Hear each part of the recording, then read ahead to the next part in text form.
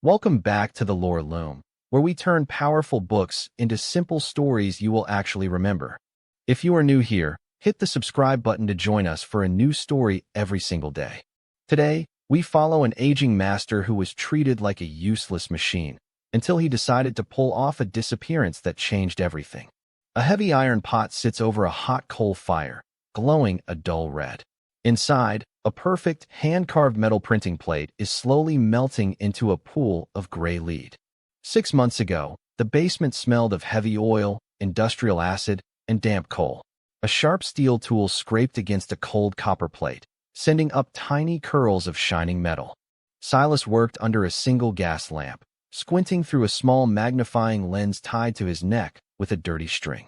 He dipped his fingers into an old teacup filled with kerosene to clean his tools, moving with the agonizing precision of a man who spent 40 years learning how to make paper look like government gold. The heavy wooden door banged open, and the damp harbor wind rushed down the stone stairs. Jared stepped into the room, smelling of strong peppermint oil and wet wool. Jared did not care about the art. He flicked a heavy copper coin over his knuckles, pointed at the stack of blank paper next to the iron press, and demanded 500 prints by sunrise. Silas did not look up from his desk. He slowly rubbed his stiff, ink-blackened thumb and warned his boss that rushing the ink would only smudge the fine details. Jared laughed, a loud, sharp bark that cut through the hiss of the steam pipes. He told Silas that customers wanted cash, not masterpieces, and that any old hand could turn a crank. Now, 6 months later, the basement is silent and covered in thick, gray dust. The printing press stands cold, its iron gears starting to rust. Jared stands in the center of the empty room, kicking a pile of moldy rags on the floor. His new printers are fast, but they are sloppy. They produce fakes with crooked borders and smudged ink that even a blind merchant would catch. Yet, out on the rainy streets of the port, Silas's old notes are suddenly worth more than the face value printed on them. People realize no more of his work will ever exist.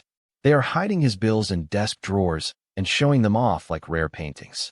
In a smoky tavern, Jared watches from the shadows of a corner booth as two wealthy spice merchants lean close over their drinks. One of them opens a small rosewood box. The merchant runs a finger over the raised, crisp ink of a single Silas bill, bragging that he traded 10 ounces of real silver just to own it. Jared stares at the box, his jaw tight as he calculates how much wealth he threw away. On the night Silas vanished, a blinding blizzard had choked the harbor. Silas had just finished his masterpiece, a note so delicate the portrait seemed to breathe. He heard Jared's heavy boots coming down the street, pausing every few steps to spit on the ice. Silas looked at the copper, then picked up a rough iron file. With one hard, screeching stroke, Silas dragged the file across the face of his beautiful engraving, leaving a deep, jagged scar. He blew out his tallow candle and walked out into the freezing wind.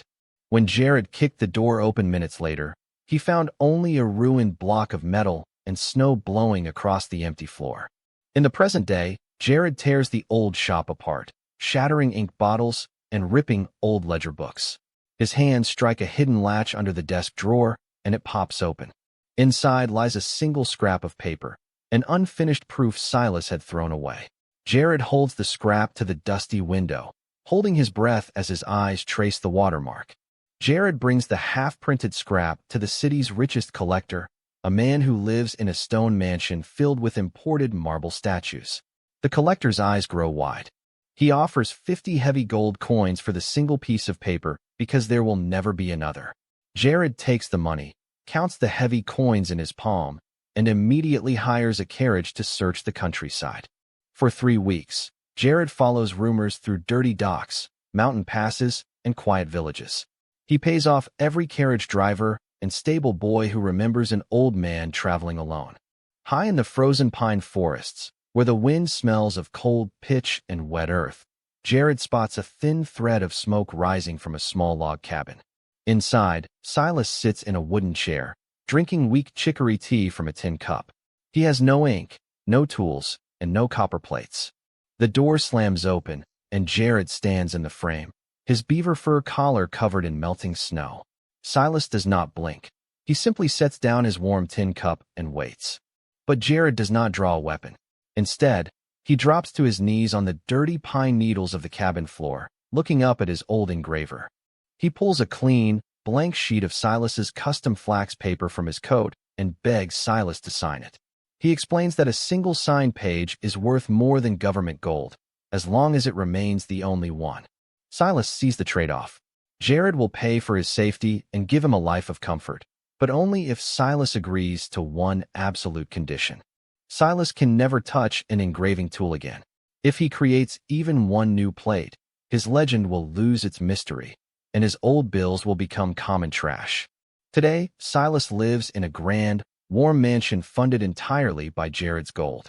He wears heavy silk robes and eats expensive food, but his days are empty.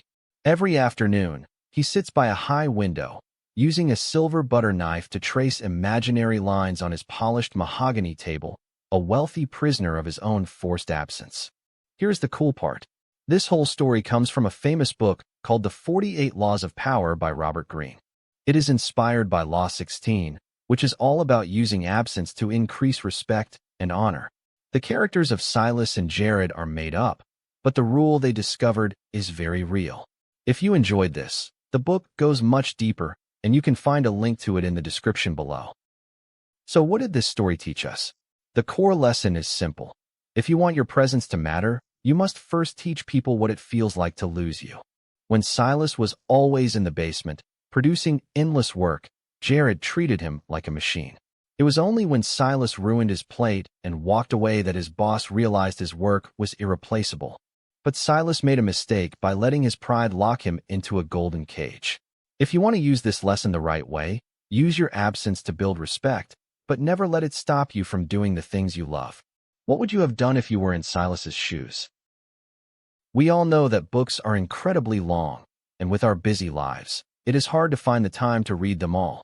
That is why we are here at the Loom, turning the world's best books into short, powerful stories that actually stick with you. If you want to keep learning with us, please hit the subscribe button and click the notification bell. Leave a comment below and let us know which part of Silas's journey hit you the hardest. Was it when he ruined his own masterpiece, or when Jared knelt before him in the snow? Thank you for watching, and we will see you in the next story.